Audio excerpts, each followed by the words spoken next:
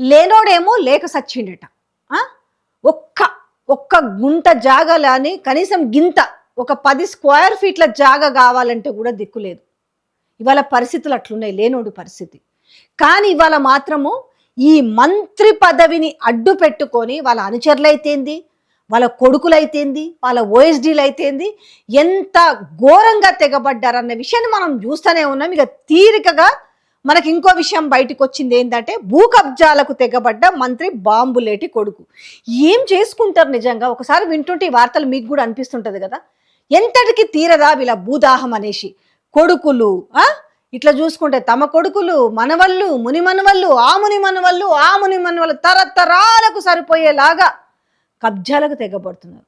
భూదందాలు, భూ స్కామ్లు, ఎవ్వరు అతిథులు కారు. ముఖ్యమంత్రి నుంచి మొదలు పెడితే ఈరోజు మంత్రులు, ఎమ్మెల్యేలు, కార్పొరేషన్స్, చిన్న చితక స్థాయి లీడర్ల నుంచి అధికారాన్ని అడ్డు పెట్టుకొని చేస్తున్న దౌర్భాగ్యాలు అంతా ఇంత కాదు.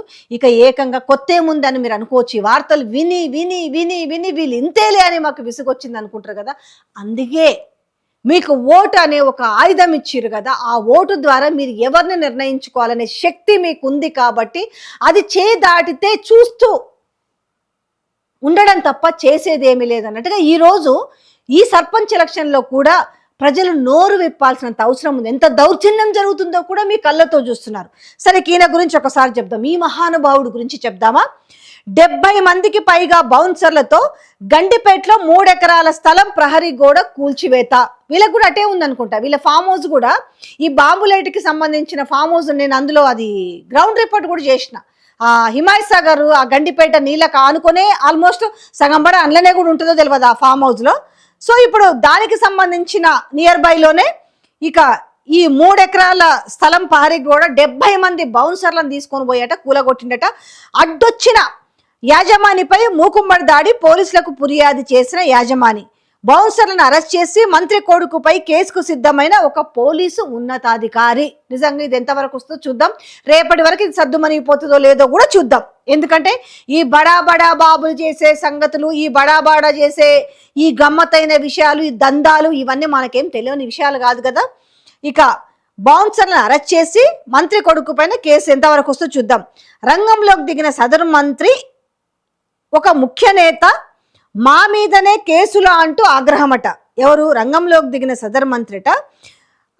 సదరు మంత్రి ఒక ముఖ్య నేత మా మీదనే కేసులు అంటే, మంది జాగలు ఎట్టనే గుంజుకొస్తుంటే పాపం చూసుకోకుండా, అంటే ఉన్నది ఎవరి జాగలన్నా దోసుకోండి, తీసుకురండి, తన్నండి, వాళ్ళని అవసరమైతే సంపండి అన్నట్టుగా చూస్తూ ఊరుకుంటారా? మా పైన కేసుల ప్రైవేటు వ్యవహారంలో పోలీసులు ఏంటని ఉన్నతాధికారిపై వేటుకు సిద్ధమైన ముఖ్య నేత. పోలీసులపై చర్యలు తీసుకుంటే మొదటికే మోసం వస్తుందని భావించిన సదరు మంత్రి ఈ వ్యవహారం బయటికి పొక్కితే ప్రతిపక్షం తగులుకుంటుందని వేటుపై వెనకడుగు. తెలంగాణ నెంబర్ 2 మంత్రి కొడుకు వ్యవహార శైలితో విసిగిపోయిన కాంగ్రెస్ పార్టీ పెద్దలు. ఇందులో వాళ్ళే ముందు నెంబర్ 2 అదే చేస్తారు, నెంబర్ 1 అదే. మనం టాప్ 10 ఒక సిరీస్ పెట్టుకుందామా? 1 నుంచి మొదలెడితే 10 దాకా అదే జరుగుతుంది. మీకు ఇంతో ముందు ఒక సామెత చెప్పిన, ఎక్కడైనా కూడా వర్తిస్తుంది ఈ సామెత. ఆవు చేలో మేస్తే దూడ గట్ట మేస్తుంది అన్నట్టుగానే ఉంది ఈ వ్యవహారం అంతా. కొత్త ఏముంది? ఇప్పుడు రాష్ట్రంలో ఉన్న ఏ ప్రాంతంలో ఎమ్మెల్యేలు జాగలిసి పెడతలేరు. మ్యాక్సిమం భూదందాలే. ఎవరి స్థాయికి తగ్గట్టు వాళ్ళు చేస్తున్న మూమెంట్. ఇక నెంబర్ 2 అనుకున్నటోడు ఇంకెట్లుంటాడు? ఇంకా బాజాబ్తా పేరు రాస్తే అయిపోతుంది కదా. ఇంకా ఆ నెంబర్ 2 ఎవరు? ఇప్పుడు బాంబులేట్ అనే పేరు ఎవరికి ఉంది? పొంగులేటి శ్రీనివాస్ రెడ్డికే కదా ఉంది. నేనే చెప్తున్నా బాజాబ్తా పేరు. ఏమున్నవి సరిపోవా? ఆల్రెడీ బఫర్ జోన్లలో ఎఫ్టీఎల్లోనే ఎకరాలు కొన్నదెంతనో, ఆక్రమించిందెంతనో, లాక్కుందెంతనో, మొత్తానికి మొత్తం కబ్జాలు చేసి ఫామ్ హౌస్లు కట్టారు. అది మేము సిరీస్ల వైజ్గా మీకు బయటకు తీసుకొచ్చి చెప్పినాం. ఎవడికి వాడే సందట్లో సడేమియాలాగా తయారైంది అలా వ్యవహారం. ఎవడికి వాడే. ఇవాళ ఆ కేఎస్ఎల్ఆర్ కంపెనీ ఏదో ఉంది, దానికట ఆఖరికి అక్టోబర్లో ఎంత దరిద్రం అంటే 15 లక్షల కోసం వాళ్ళు లోన్ తీసుకున్నారట అప్పు కావాలని. కానీ ఆ కంపెనీకి, దివాళా తీసిన కంపెనీకి మాత్రం ఈ 2 నెలల్లో 6,000 కోట్ల పెట్టుబడులు పెడతారట. ఎట్లా ఇస్తారు వాళ్ళకి కాంట్రాక్ట్లు? 6,000 కోట్ల పెట్టుబడులకు సంబంధించిన కాంట్రాక్ట్లు ఎక్కడ? ఇంకా ఆల్రెడీ ఏమైంది? ఇప్పుడు దేశంలోనే అతిపెద్ద స్కామ్ ఈ హిల్ట్ పాలసీ. మళ్ళీ మీదికి వెళ్ళేంటి తెలుసా? అసలు ఇది ఎట్లా బయటకు వచ్చింది, ఎవరు తీసిర్రు, ఎవరికి చెప్పిర్రు, ఎవరు వచ్చి కేటీఆర్కి చెప్పిండ్రు. చేస్తున్నది మనం దొంగతనము, దాన్ని బయట పెట్టినందు తప్పంటే ఈరోజు ఆ బయట పెట్టిన వాళ్ళకంట ఎవరైతే పలానా దొంగోడు వచ్చిండు దొంగతనం చేస్తున్నాడు చెప్పిండ్రు కదా, దొంగతనం చేసినాడు మంచోడే ఈరోజు. కానీ అరే భయ్ నువ్వు దొంగతనం చేస్తున్నావని చెప్పినందు తప్పు, దొంగతనం చెయ్యబోతున్నాడని చెప్పే వ్యక్తి తప్పు. అట్లుంది వీళ్ళ వ్యవహారం అన్నట్టు. ఎక్కడ సరిపోతుంది? ఒక వ్యక్తికి సంబంధించిన ఆస్తికి సంబంధించి 70-80 మంది బౌన్సర్లను తీసుకుపోయి, అంటే అధికారం ఉందన్న మదమే కదా, డబ్బుందన్న మదమే కదా. ఇవాళ ఒక మంత్రి కొడుకు కాబట్టే కదా. అదే మామూలు చేయగలుగుతాడా?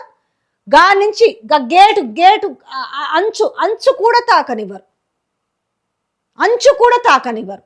మళ్ళీ ఎంత కబుర్లు చెప్తారంటే అసలు మేం చేసిన బాగు, మేం చేసిన మేలు, మేం చేసిన సంక్షేమ పథకాలు, మేం చేసిన అభివృద్ధి 2047 రైజింగ్ చెప్పుకోవడానికి కొంచెమన్నా ఉండాలి అంటారు.